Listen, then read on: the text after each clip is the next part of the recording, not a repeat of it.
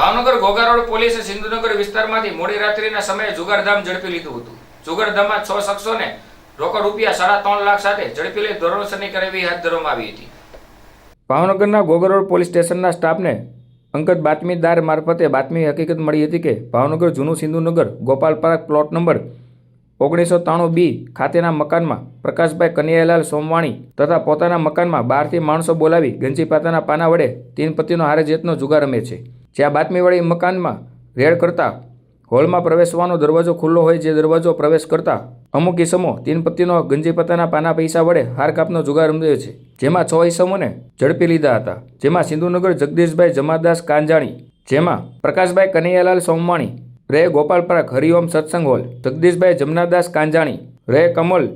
હેન્ડલૂમની બાજુમાં મફતનગર, નીતેશભાઈ કિશનચંદ નોતરાણી રે શેત્રુંજી ગાયત્રીનગર આવાસ યોજના, મનીષભાઈ જગદીશભાઈ કુકડેજા રે બેવિંગ 36 રેસિડેન્સી લાલાબાબા ચોક, જીતેન્દ્રભાઈ જયપાલદાસ સાહિત્ય રે રસાલા કેમ્પ તથા લખનભાઈ ભીમનદાસ સદદેવ રે દર્શનની બાજુમાં મફતનગર સિંધુનગર ભાવનગરવાળા હોવાનું જણાવ્યું હતું।